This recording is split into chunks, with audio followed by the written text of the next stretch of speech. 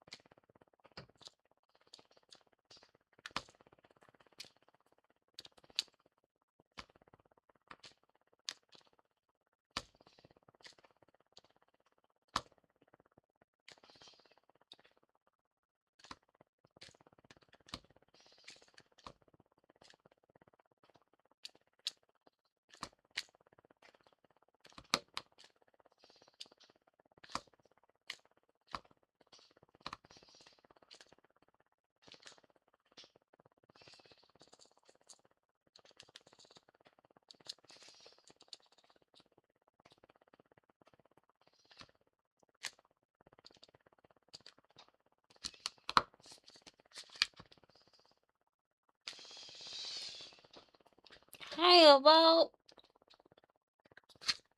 How are you doing?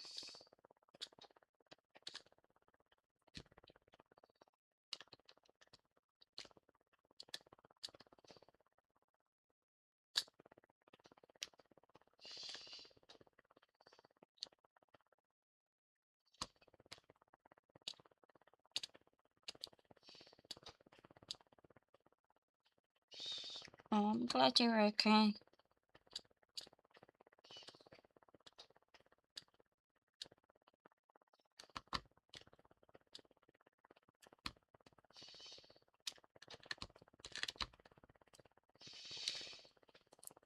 It is freezing!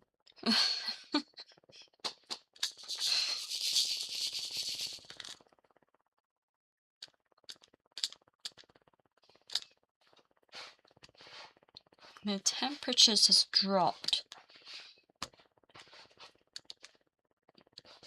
which is unusual for October.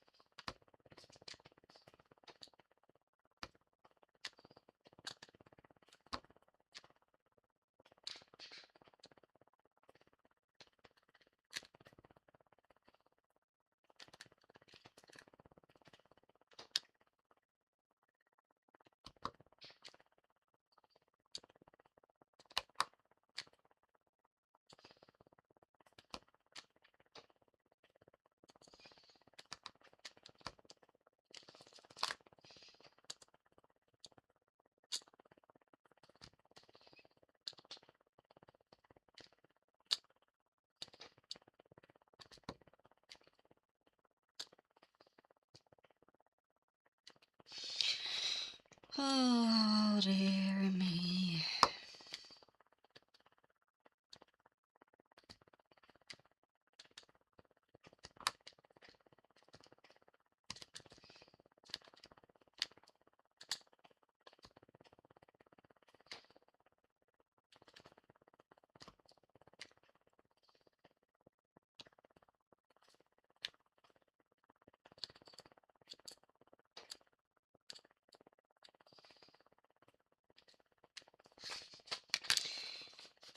I'm gonna do something.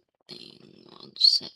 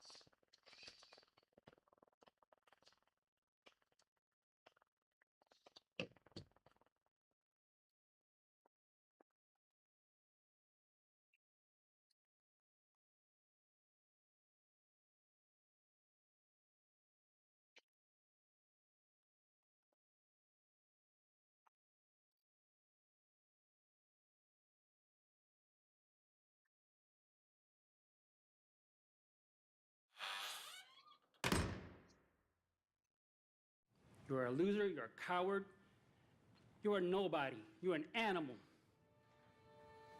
These are relatives of victims of the Green River Killer. May God have mercy on your pathetic soul, because the rest of us who know the truth about you won't. The most prolific serial murderer America has ever known. The one thing that I want you to know, I was that daughter at home, waiting for my mom to come home. Whose 19-year reign of terror left the area surrounding Seattle littered with corpses. I don't wish for him to die. I wish for him to have a long, suffering, cruel death. But who was the Green River Killer? And was he born to kill? When he went through the door and left to go to work, he wasn't the man that I knew.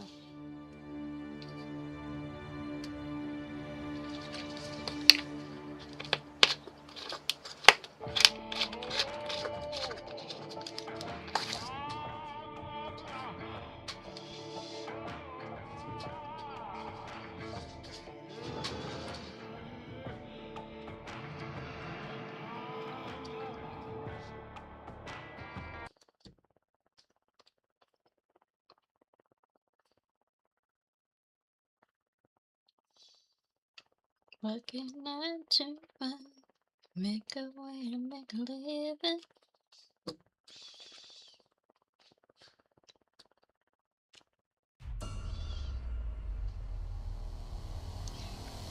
Where is it? Where is it?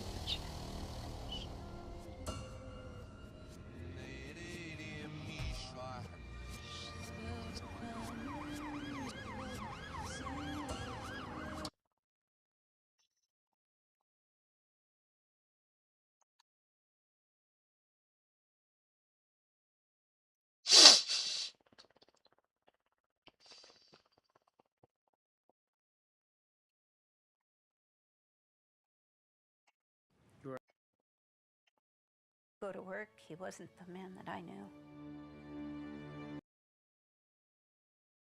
Spot. This area back in the early 80s had a very transient population. There were topless bars over here. There were a lot of hotels where you could rent rooms for an hour or two.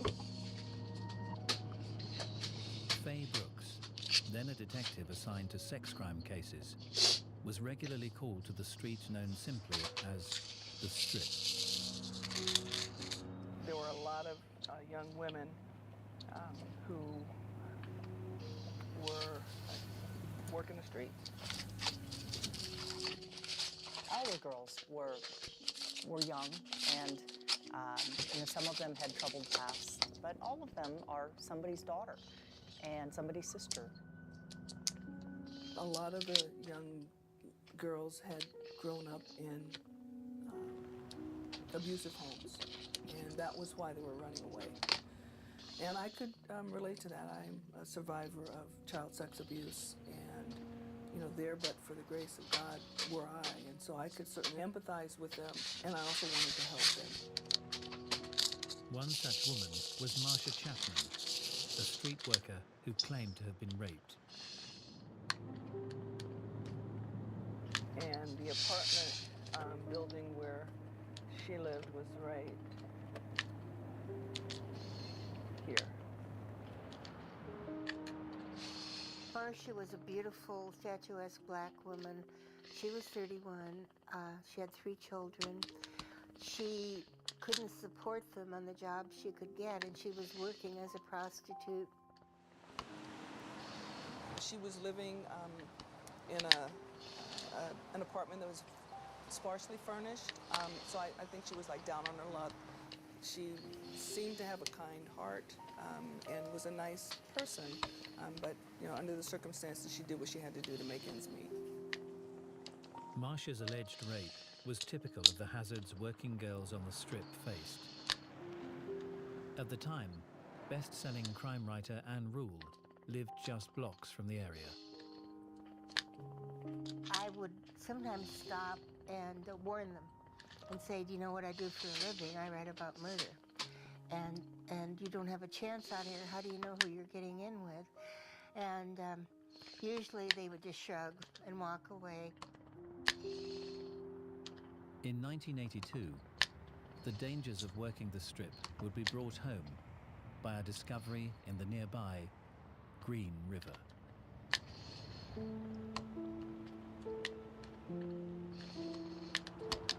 There was a man on the water in a boat, and he saw underneath the water what he thought was a mannequin. It wasn't a mannequin, it was a human being, and there were two of them there. Well, one of the victims in the water, her hand was just waving with the current of the water. And it was like, here I am, please help me. But of course, it was too late. As police investigated the crime scene, they made another grim find. Processing the scene where the victims were in the water was where we found the third victim on the banks. They were all within a few feet of each other, and so clearly, you know, the same killer had put all three of the bodies there. All three women had been picked up from around the strip by what the FBI dubbed an organized serial killer. The organized offender was more planned, more premeditated, was able to conceptualize crimes and carry them out very efficiently, mainly because of the fact that they had very little feeling for another human being. They looked at a victim as an object for their excitement. Basically, you're talking about a sexual psychopath. The victims were 16-year-old Opal Mills, 17-year-old Cynthia Jean Hines, and 31-year-old Marcia Chapman. When I found out that it was Marcia, I don't think I had any words that I could say. It was like, oh my God, somebody killed her. It was really sad. We did not know this was only the beginning of a reign of terror, and we wouldn't know who was doing this for a very long time. On Seattle's Strip, the Green River Killer had found a rich hunting ground that would enable him to amass a body count unrivaled by any serial killer in American history. By autumn of 1982, the bodies of 5 young women had been discovered in or beside Seattle's Green River. They had disappeared from a notorious highway known as the Strip, an area where prostitution was rife. And the Green River Killer had only just begun.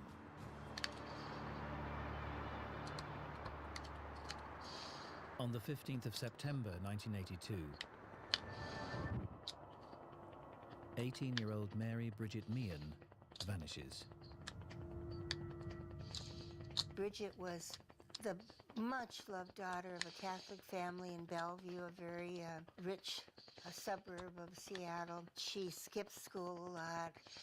She joined up with a boyfriend named Ray, and they were living in a cheap motel on Highway 99. She left. I think she was still possibly turning a few tricks, and she didn't come back. Her family was so upset because she was 8.5 months pregnant. To every serial killer, human beings are objects. There's no emotional connection. There's nothing there. On the 20th of September, another girl, 15-year-old Deborah Lorraine Estes, disappeared. Yet police were still unable to identify a killer. This was the area that I was working in. This is the area where the bulk of the Green River victims were picked up from. And we would sit here and look, you know, trying to identify who might be the suspect. We had very dedicated detectives who were determined to solve this case. On the 26th of September, 16-year-old Linda Jane Rule vanishes. Linda Rule was a slender blonde girl who lived up in the North End. She had been working the streets, and she had a boyfriend who kind of served as a pimp. She disappeared from an area near the Northgate Mall. Like all serial killers, he seemed to have the ability to sense vulnerability in potential victims. He didn't take the streetwise girls. He was looking for the younger women.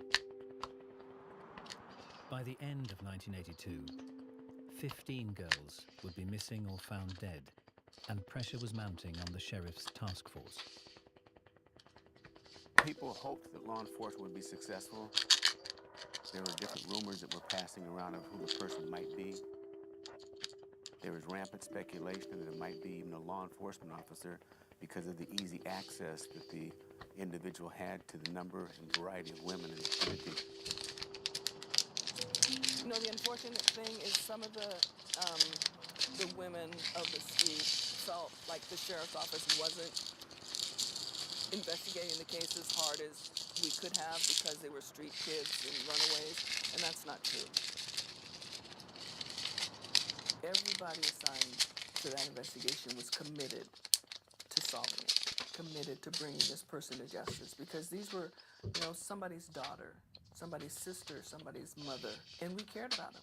We cared about them like they were our own kids or our own family members, and we wanted to solve it. Then, on the 30th of April 1983, a young girl was spotted being taken from the strip. Maria Malvar, with her boyfriend, were at a restaurant on the highway. Her boyfriend went to make a phone call. When he came back, Maria wasn't in the restaurant. And he was very concerned, and he thought, well, I'll go out on the highway and see if I can find her. And he realized that Maria was in the truck ahead of him. There was a man driving, and then she was talking to the man. And so he determined to follow the truck because he wasn't sure what was going on. He worried about her. And they got up to the stoplight at Highway 99 and 216th.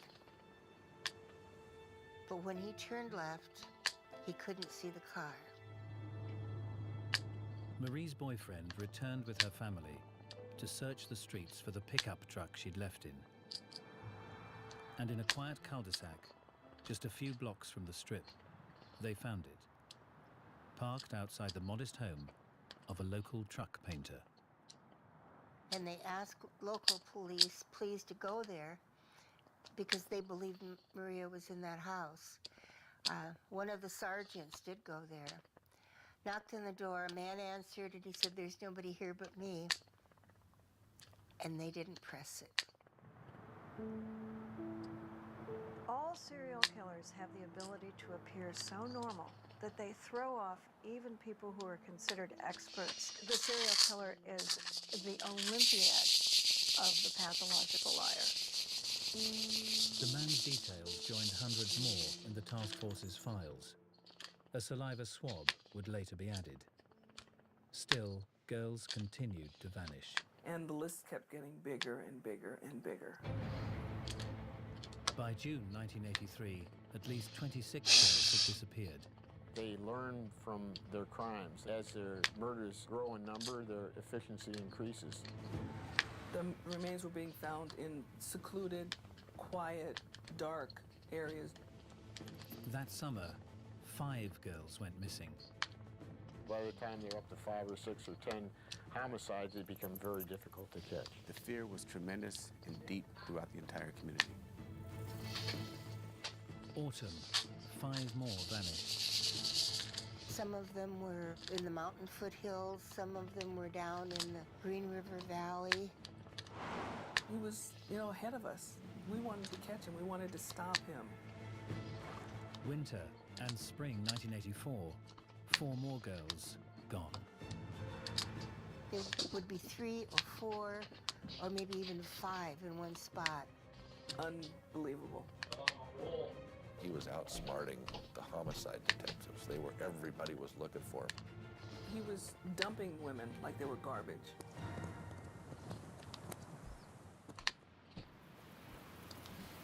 This was a gun site. It's not far from the airport. It's not far from Hey? the strip where the young girls were missing. A little. In the evenings, it was dark, very secluded. There it is. It's gone up another degree down here already. My feet are getting a bit warm. Yeah, they will. And that's what happened in this location. My hands are cold. Come here. It- Hello.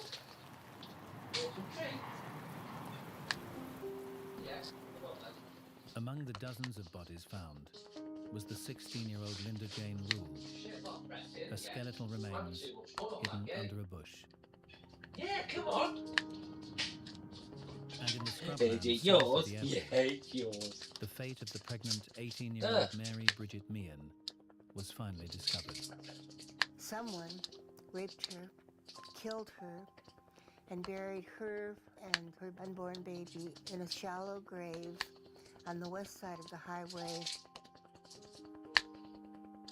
By spring 1984, the killer had amassed more than 40 victims.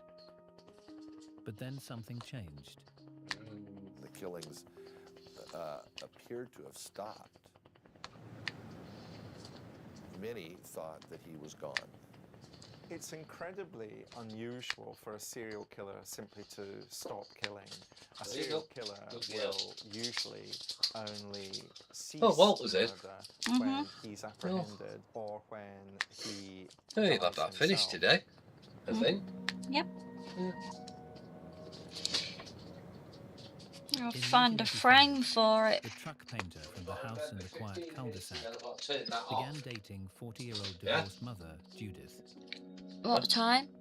In 15 minutes. Met him, I thought he was 1:45. Yeah. quite the gentleman and So he's been on for 45 minutes. white and nice. He loved the country music. And then I've got to get the airlocks out of the system. Well, I might do And that always tomorrow. Smiling. You know, in the never got daytime. angry. Yeah. We got light. Yeah. And Because I'll have to do every single radiator and thought then he was retop the brilliant. system back up. love at first sight. He's working, Within he's months, belting the heat out the up house there. became Judith's home. Mm. He offered to help me move and that I could move in with him if he. I never known it go so cold in There was October. no carpet in his house, so he let me pick out some carpet. 'Cause he had previous renters in there. And he had told me that the little one had wet on the carpet. The house needed a woman's touch. After 3 years living together, the couple wed. What? It's only natural. Yeah, but mine's Don't blame it on you. It's me trumpet. Well, he was good with my mine's daughters, smelly. played with my grandchildren, and my dreams are coming true. It's not very good doing that on the Enjoyed bus. 13 happy years of marriage, while most of the world forgot about the Green River Killer. Most, that Yeah. is, except the men and women. Who? of the How dare Green River you? Task Force. One looked at me as if And it in was that 2001, you. They didn't look at me. advances in DNA profiling enabled them So to they didn't compare say samples anything. taken from the early victims, including Martha Chapman, But I can't help it. with swabs that had been taken from several men questioned during the investigation. I cannot help it. I was about to laugh. And this is the DNA from the Green River Killer. And we looked at him and we're like, they're the same. They're the same. Scary which way?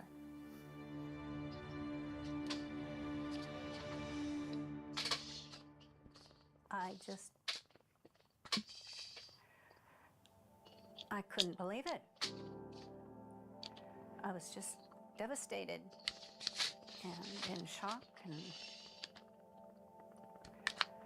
I think I went into denial. I wasn't believing it. Only now would the world discover the shocking truth about Judith's husband, Gary Ridgway, the most prolific serial killer in US history.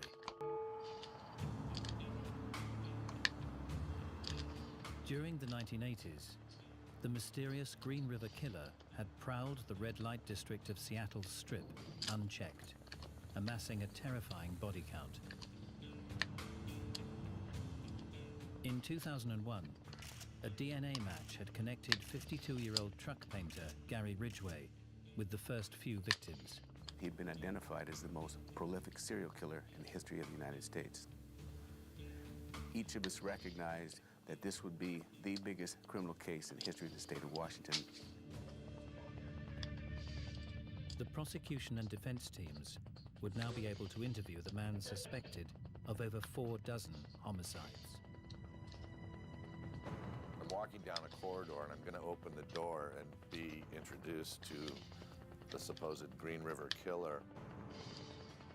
100 things are going through your mind and wondering, what is it going to be mean? Is he going to be crying? Is he going to be crazy? And I walked in and like, wow, this isn't what I expected. How are you? Pretty good. All of us kind of looked at each other and said, that's the guy that's been eluding everybody for 20 years? What was remarkable was that he was so normal. Sleep okay? No. Well, that didn't look like the Hilton in there. I got a glimpse of it. Well, it had a Posturepedic mattress in there, so it was Sears, so that was good. Okay. Yeah, a little bit hot in there, but... If you did not know what he had done, you would like him. The monster within him was well hidden. People want to ascribe extraordinary traits and qualities to these people. These are, for the most part, very ordinary individuals, except for the extraordinary crime that they get involved in. So who was the suspected Green River Killer? Gary Ridgway was born in 1949, the middle of 3 boys. He lived in a small house not far from the Strip. His mom was kind of stay-at-home and then part-time. She worked at a department store. His dad drove a bus for the county. Gary sometimes would ride with him on the bus, and his dad would say, see her, she's a prostitute, she's the scum of the earth, and would berate prostitutes and talk about how filthy and bad they were. And then there are a couple of episodes where Gary recalls him leaving him in the vehicle while Dad went and had sex with a prostitute. School friend Terry Rochelle recalls that Gary Ridgway was more inward than his siblings. His brother was very outgoing and, a bright personality, and Gary was more quiet and withdrawn, I would say is a good word. He was just a little pipsqueak guy, just, somebody's little brother, basically, you didn't pay a whole lot of attention to him. Just kind of in the shadows, I would say, most of his life. At school, the struggling Ridgway failed to make an impression. However, at parents' evenings, his mother Mary did. All the women kind of sat back and looked at her. It was strange because she would wear a big bouffant hairdo and lots of makeup, short skirts, which were not really the style in those days, especially for a mom. She just always seemed like she was trying to be very glamorous and not like our moms at all. I always remember her wearing kind of the really tight shorts and low cut tops and longer hair. She was very attractive lady. Ridgway admitted wetting the bed throughout his childhood and well into his teens. When he would wet the bed, his mother would put him have him get in the bathtub and wash him and wash his genitals. During one bath, her robe fell open and she was naked underneath, and he felt arousal at that, and at the same time knew that it probably wasn't a good thing to feel, but he felt it. He talked about having some sexual feelings towards her. He described in some detail watching her when she was in a bathing suit and looking at her and thinking that she dressed pretty provocatively. This overly sexualized person washing her son's genitals, and you realize that most teenage boys are having an awful time with dealing with their own emerging sexuality, has to have had an impact in some way. Boys need to see their mothers as asexual. It is very, very destabilizing for an adolescent boy to see his mother in a sexual manner. It's very hard for an adolescent boy to imagine his mother having sex with anybody, including his father. And so when a mother behaves in a sexualized or hyper-sexualized way, it's very unsettling for an adolescent boy. As Ridgway got older, he started showing signs of destructive behavior, starting fires, and as a teenager, he took his first step towards murder. He approached a first grader, a 6-year-old boy that he saw playing in a lot near his house. The boy was dressed up playing cowboys and Indians, and he kind of lured him into the bushes and completely unprovoked stabbed the little boy in the stomach and nearly killed him. He told the boy that he just wanted to know what it felt like to kill somebody. And after he stabbed him, he took the knife and kind of wiped the blade off on the little boy's shoulder and, just walked away. And actually, nobody ever connected him to that. Serial killers need to have some concrete proof of what they're doing. I mean, you can think about something, but until you've done it, you don't know how it's going to turn out. And so what the serial killer does is experiment. Often they will commit an act like a trial run. Ridgway eventually finished school 2 years late due to his slow progress. The following year, age 21, he married his steady girlfriend and joined the Navy. When he returned from his deployment to the Philippines, his wife admitted that she had had an affair with a friend of theirs. That was when he first started kind of referring to her as a whore and using other derogatory terms. And that was kind of the beginning of a series of relationships that never quite panned out for him. During the early 1970s, Ridgway got a job spray painting at the Kenworth truck manufacturers. He then met and married his second wife.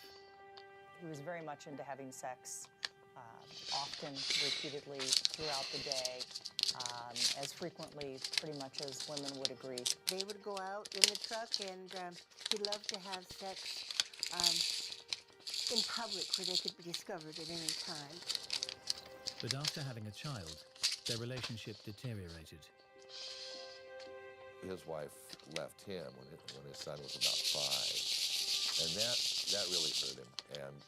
And that was when he started to go frequent prostitutes. Ridgway claimed he became addicted to prostitutes. He had in fact been quizzed by police about his activities on the strip several times during the 80s, even passing a lie detector test when grilled about the Green River murders.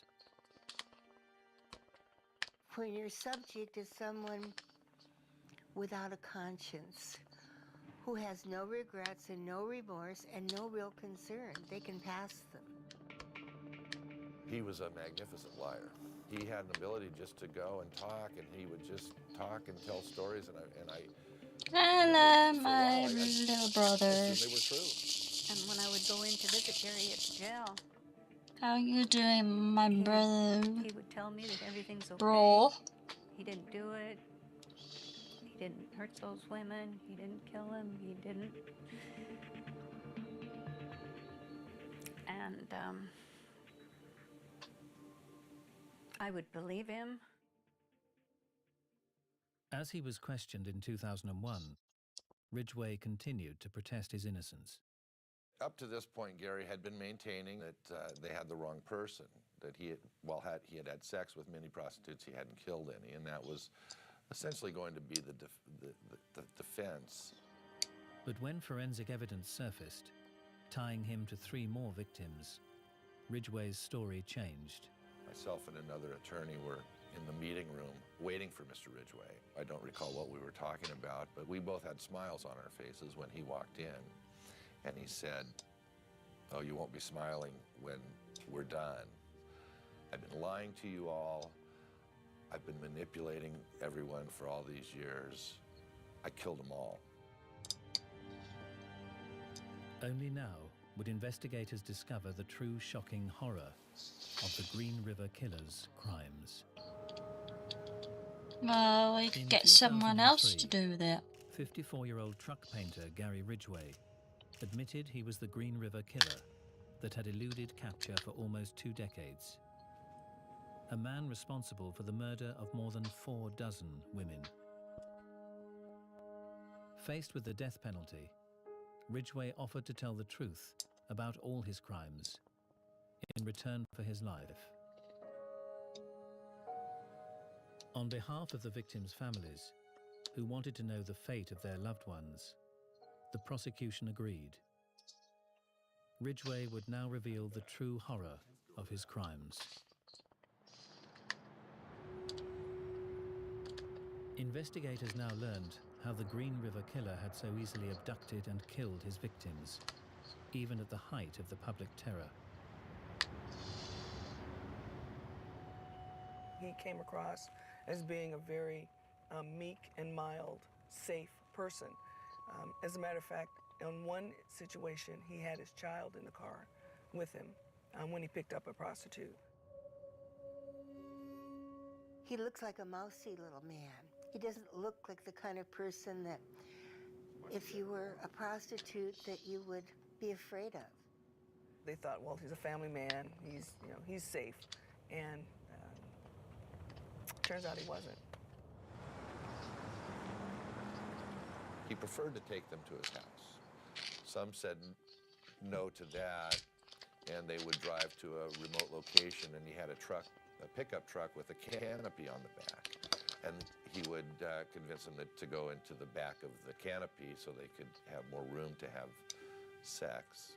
But what he would do is, once he got them in the position, either in his bed at home, where he had pictures of his son on the wall and they felt a little more secure, or whether they were just hopping in the back of the truck, get naked, begin with oral sex. A missionary at some point convinced them that he would be able to finish sooner if they would agree to the rear entry position.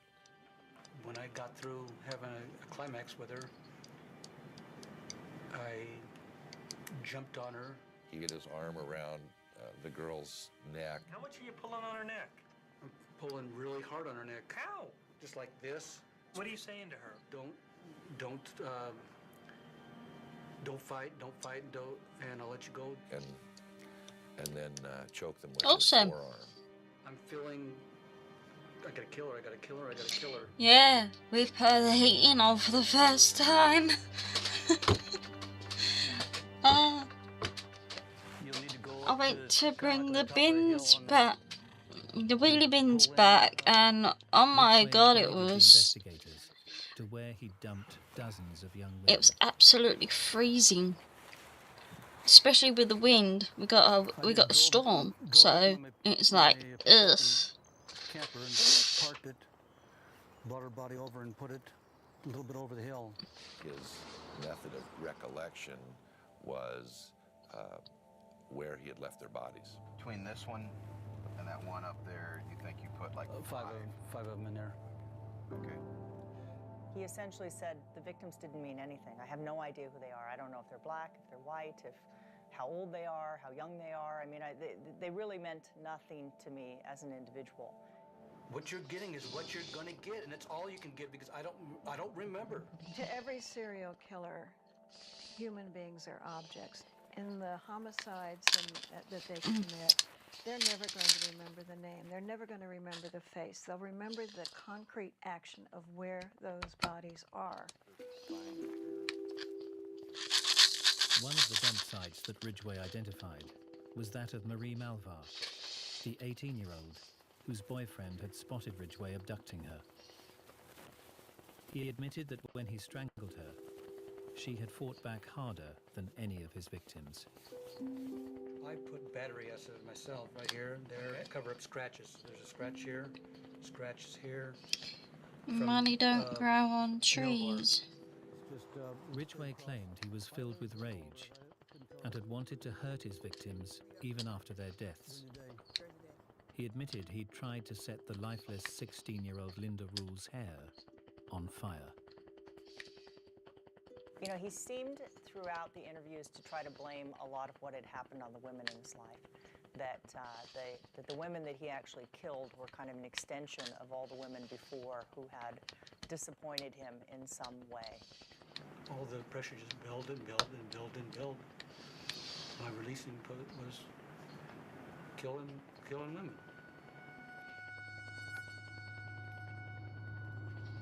He did talk about a number of the victims that he would go back Oh, and well, that's have good. relations with them for a number of days after he killed them.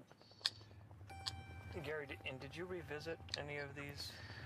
I revisited at least one of them. And when we say revisit, what did you come back to do? Have sex with her. He's like, oh yeah, you know, but then the flies would come and the maggots, and then I'd be like, oh, I don't, you know, like he didn't want to do it after that. You know, you were just, I mean, that's the thing.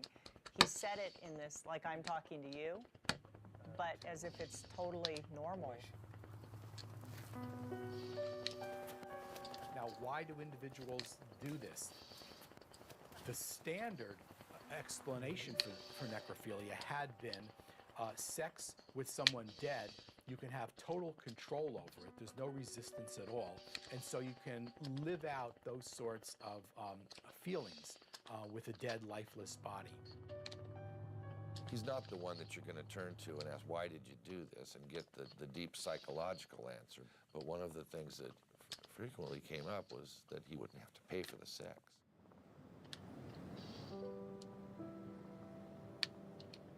Ridgway's murderous spree had continued unabated until he met his third wife, Judith, in the mid-80s.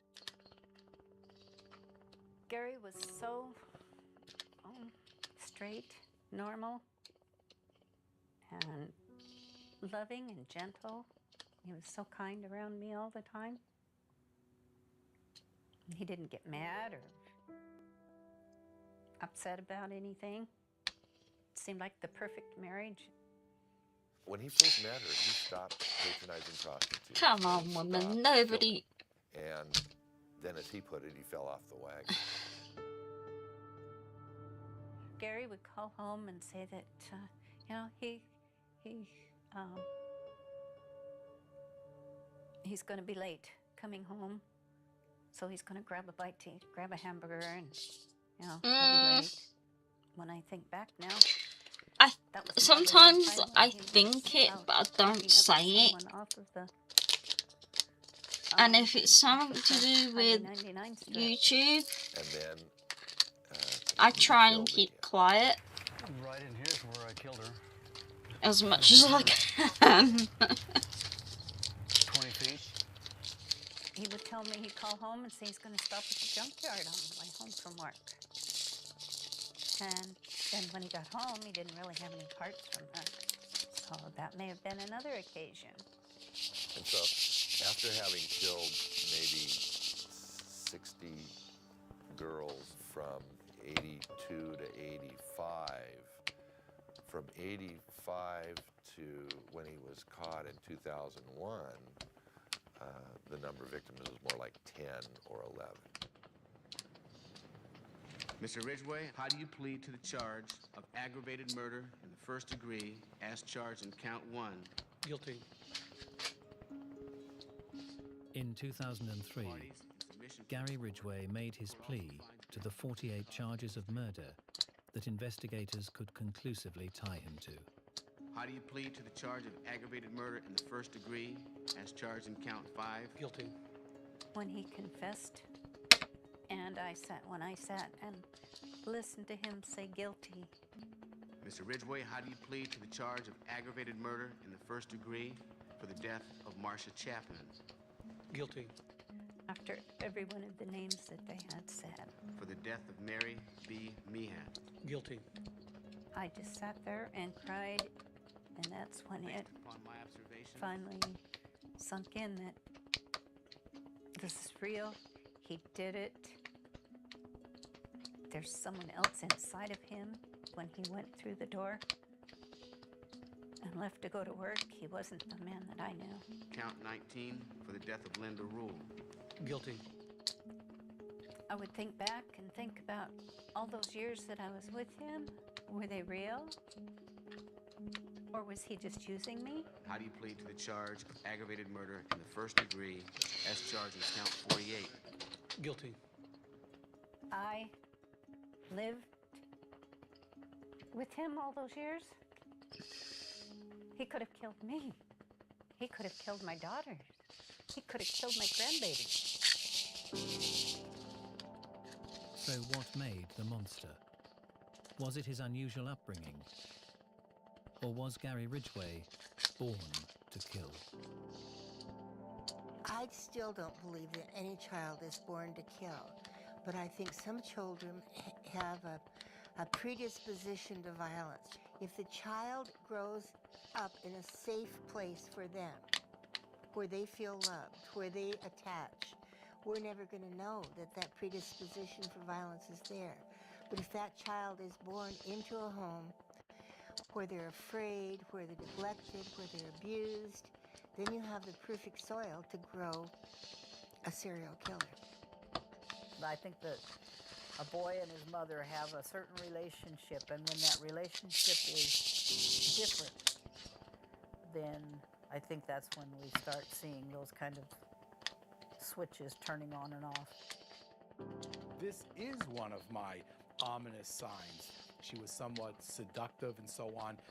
These sorts of unhealthy relationships with a maternal figure.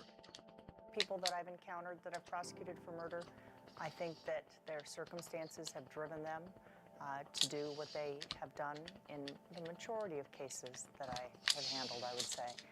I did not see that in Ridgway. I truly believed that he was born that way, hardwired that way, whatever you want to say.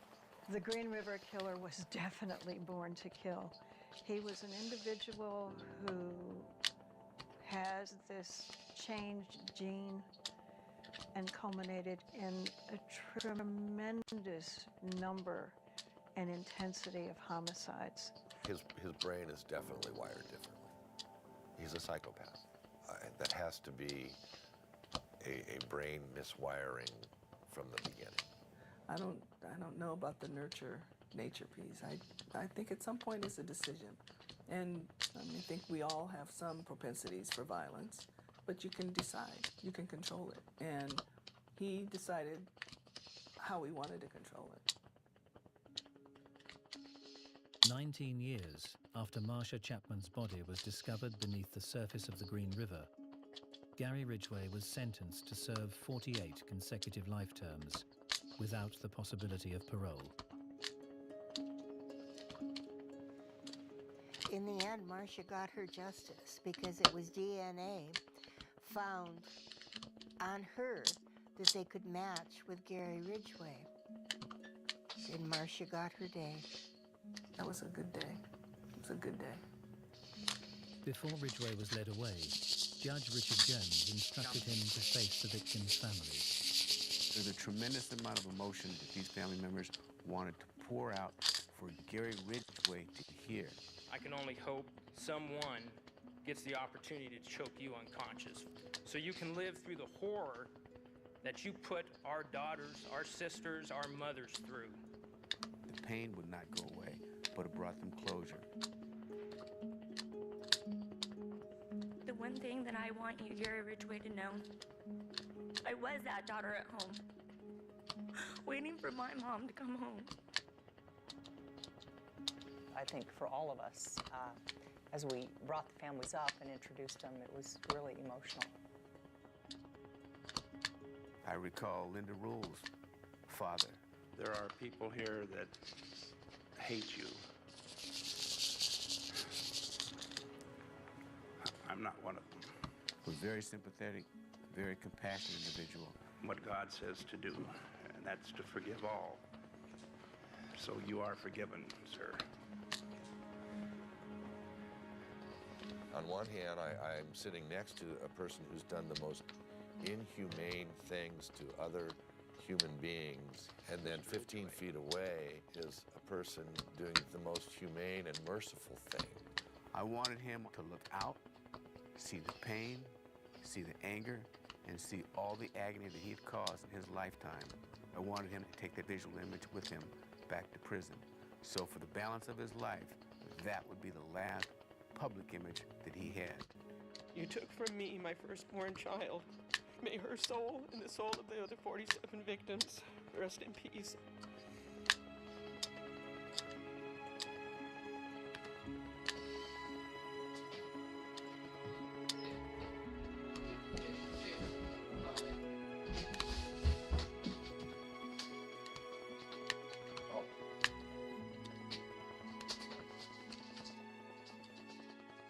It was an hour.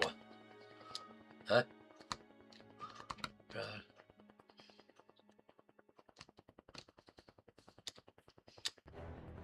Sadists. Cruel killers. Some of history's most heinous murderers were seemingly born to get sexual pleasure from inflicting pain and fear. It was not enough just to murder. He had to torture, and he loved to terrorize.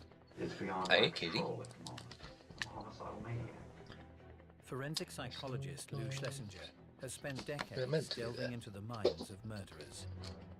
This It's type just of a lie. total denigration of another human being is Oh, what no, is it's not meant to be there. arousing for these individuals. That one meant Serving to be there. detective Jackie Sabir Not that one. is an Yeah. expert in the mechanics of crime. Nope. He drove with her remains in his vehicle down sort of the length of the country. Oh. He must have got stuck. Between them, they're dissecting the case of a Oh, killer. then who some claim what are you was doing? sadism One gentleman woke up, blood pouring out Must his have back got stuck. because he was cutting him with a knife. She pulled the knife out and Aye. stabbed the knife into the floor and said, I could just kill someone.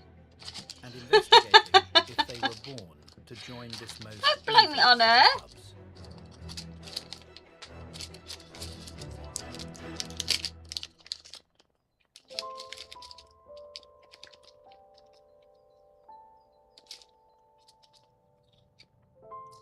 British detective Jackie Sabir has worked on some of the UK's most high-profile homicide cases. She's travelled south to the town of Peterborough in Cambridgeshire, to the heart of the Fens, a tranquil landscape that was once the unlikely starting point of a murder investigation. So whilst the Fens are only a 10-15 minute drive outside Peterborough, they couldn't be a more different environment. They're incredibly quiet and sparsely populated. Local journalist Stephen Briggs knows the region well. What's the area known for? I can see sort of lots of fields and agriculture. Yeah, it's the Fens, it's farming. That's what it's made its name for. And what sort of, do we have levels of crime out here? There's the odd bit of rural crime, but it's out in the sticks really, so it's not a crime hotspot. But on the 30th of March 2013, the calm of the countryside was broken. A dog walker was walking his dog along the track when he spotted a body in the ditch. Was there any attempt to conceal the body, or? No, not at all. The body was just left visible for all to see in the bottom of the ditch. The cause of the deceased male's death would soon become apparent to police. The body sustained a number of stab wounds, some of which were fatal, and he was killed, it would seem, in a pretty clinical fashion. But the nature of the man's death was not the most striking element of the crime scene. The body was found dressed in a black dress, black woman's dress, with knife marks cut into it. The body was positioned face down. The buttocks were exposed and facing outwards.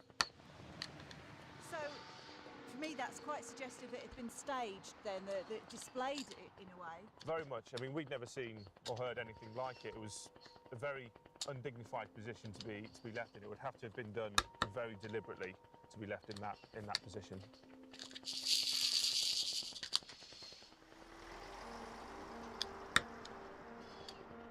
Forensic psychologist Lou Schlesinger has analysed the minds of the world's most dreadful serial killers.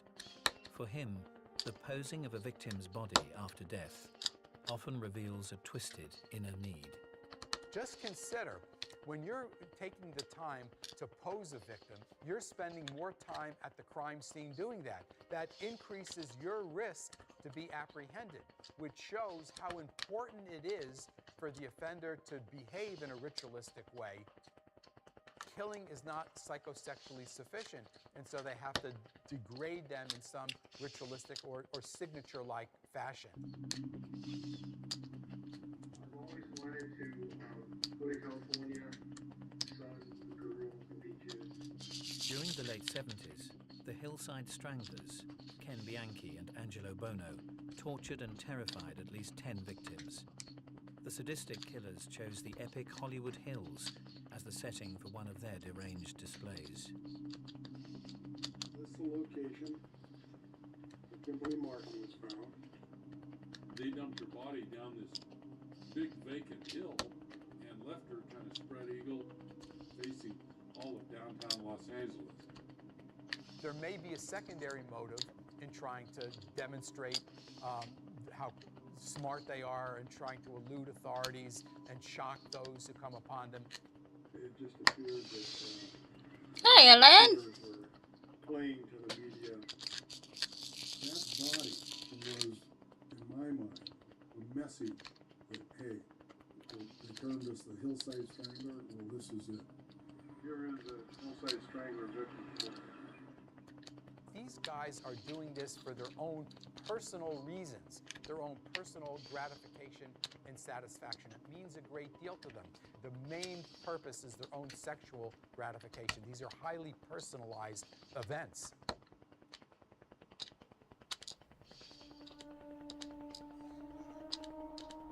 In 2013, the provocatively posed body of a cross-dressed male had been discovered in the Cambridgeshire Fens. Detective Jackie Sabir is at the remote rural scene, analysing the mechanics of the case. My opinion would be that actually if you've got a body here in a drainage ditch, this is a dump site rather than the murder site. Now here, the body was discovered with no wallet, no identifying features, so you will always start looking at the missing persons record. As soon as you identify who is down there, then you can start investigating their life and how they got there. Police had already received a call. A man had been reported missing the night before by his wife. How are you doing? And it was identified as a 48-year-old man called Kevin Lee. The victim's lifestyle seemed to be at odds with the bizarre circumstances surrounding his death. Kev was a normal man in Peterborough. He was a father of two, just a normal family man, nothing out of the ordinary about him. Kevin Lee was a landlord. He had a number of addresses that he owned throughout Peterborough, houses of multi-occupancy that he let out to largely vulnerable people. As police delved into the victim's history, the name of one tenant repeatedly came up on Kevin Lee's mobile phone records. Police very quickly identified Joanne Dennehy of interest in this inquiry. 30-year-old Joanna Dennehy was known to have a close relationship with local criminal Gary Stretch. I did! Gary Stretch was a distinctive individual. He is over 7 feet tall. He was known as a burglar and a petty thief. He had been in and out of prison. And the gigantic Gary Stretch also knew the countryside around where Kevin Lee's body had been dumped. Gary Stretch had in fact lived in the Fens. He was familiar with that area. Although the clues were pointing to the imposing figure of Gary Stretch, the murder investigation would soon become centred around the diminutive Joanna Dennehy.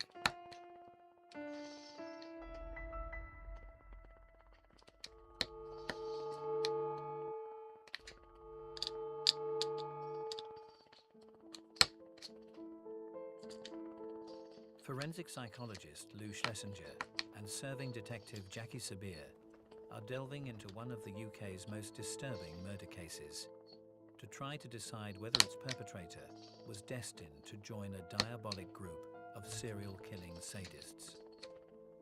In March 2013, the stabbed body of a cross-dressed man had been displayed in the Cambridgeshire Fens. It's incredibly unusual to find a body staged in such a way. It's really, really important to be open-minded when you approach something like that. We've got a guy in a sequin dress laying in a drainage ditch. So all sorts of things are going through your mind. Identified as Peterborough landlord Kevin Lee, a breakthrough had been made. One of his tenants, Joanna Dennehy, and small-time criminal Gary Stretch had been linked to his mobile phone records, and police would discover that Dennehy's relationship with the victim went beyond the professional. What is plain is that Kevin Lee and Joanne Dennehy began an affair.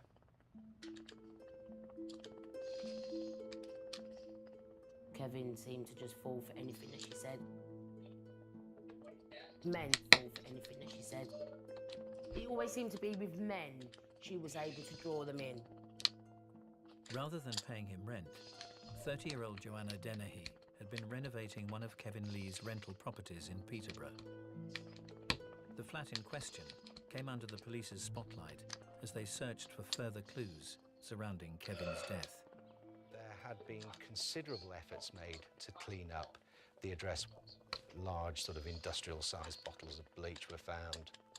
But they were still able to recover blood spatter, I believe. Well, they were. I think, as you know, Jackie, it's very difficult to get rid of blood completely. DNA analysis would later match the blood with Kevin Lee, confirming that he had been stabbed to death in the property. But the results would ultimately reveal more. Tragically, another man's blood had been shed in the flat. Was the blood spatter identified? Were they able... It has finished.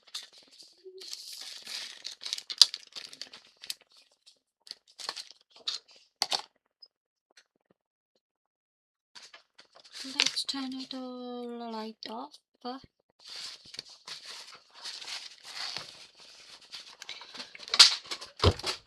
Hooray! Hooray! It's finished. It's finished out today.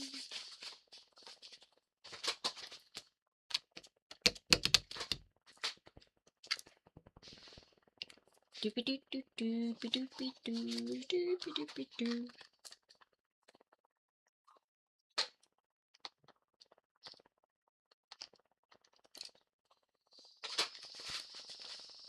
It is finished. And some of them are come out to play. I need the light on because they have come out somewhere.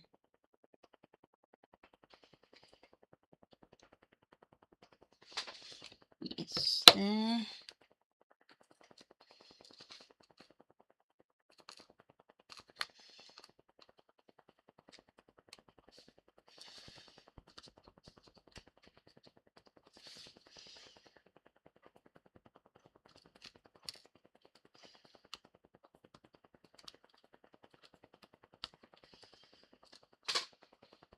Yeah, I missed a couple.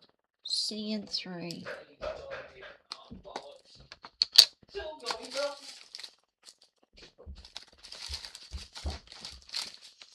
It's like 19 degrees up there now. I'm fine, Len. Smashing. How's life treating you?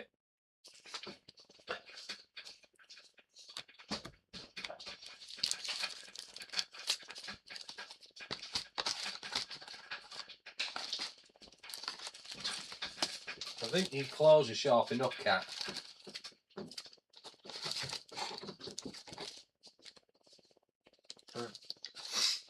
Oh dear.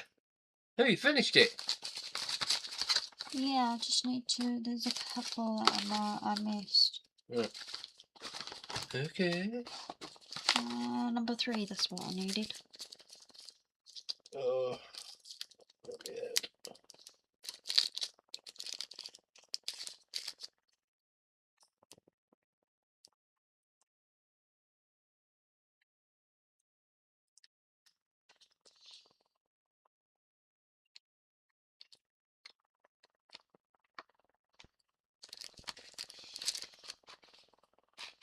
It's an owl. An owl. Yeah, an old cat. Just bear with me a minute. It's a better than the other one that I had. My first one that I did. It's a little bit more detailed.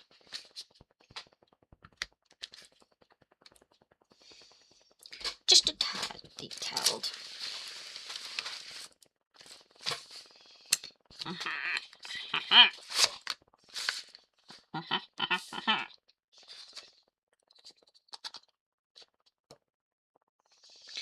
For the summer fun, skip along. Where is it gone now? There it is. La-dee, la-dee, la-dee-dee-dee-dee-dee. La-dee-dee-dee-dee-dee-dee.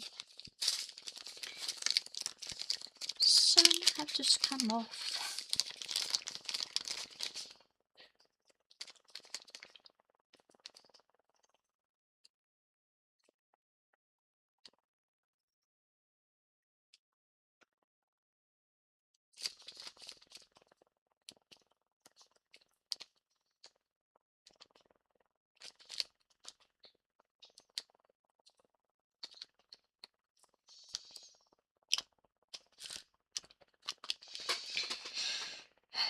Double checking, double check. Yeah, there's an A. There's an A. I missed an A.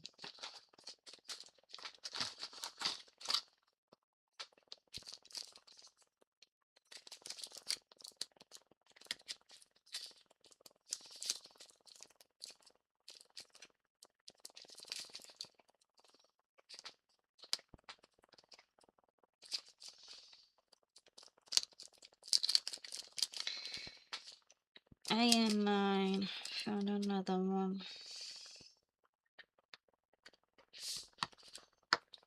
A and 9. 7.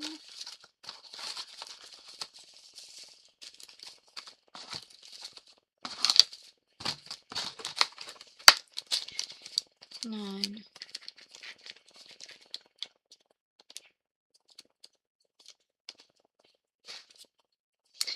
Ah, well, you guys hang in there and you will get round. You get back into the groove.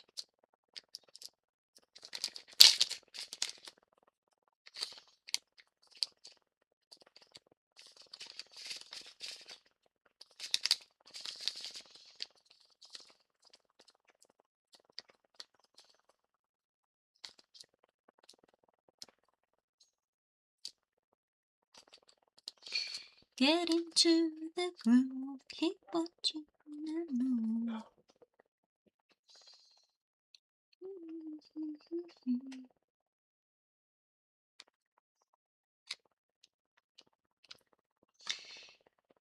Do do do do do do do do do do do do do.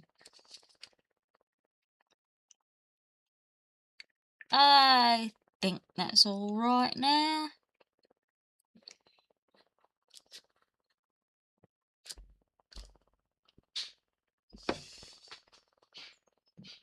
I was just double checking because some of them have probably have come off. Yep. Number 11. What? We're doing good. Been hard to get back in the groove since we came back from our honeymoon. I can understand. Yeah, but it is weird getting back to normal. Cat, do you want your dinner? How was your honeymoon anyway? Where'd you go?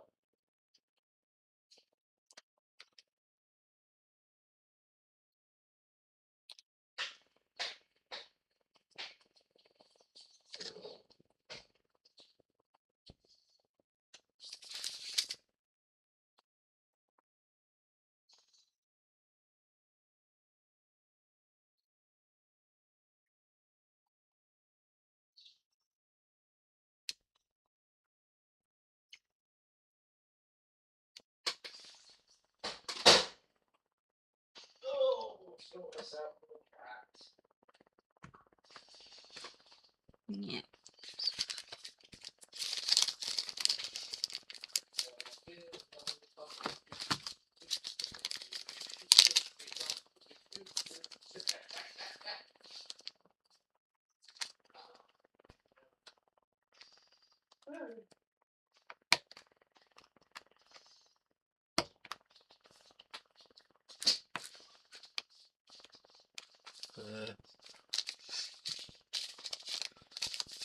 Smudgy, do you want your din-dins? Smudgy, dinner. I'll get your milk.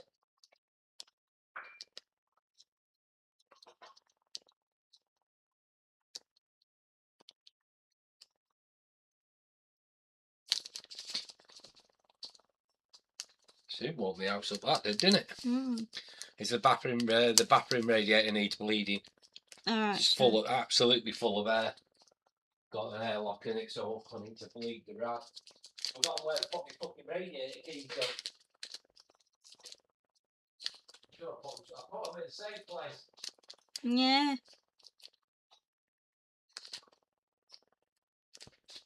Smudgy, Indies.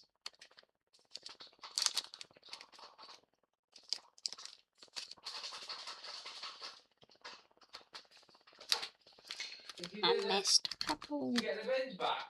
Yep. Alright, cool. That's what I went out there for, you know. Oh, I did. okay. There. You can get your dinner. Sorry, there was a few missing. Is it finished? No, it's finished. Good. Go away. Okay. I will be live later on, so I'll see you guys then. Thank you so much for joining us, and I will let you go and do your thing. So, I will see you guys later. Lots of love to you all. Take care, everybody.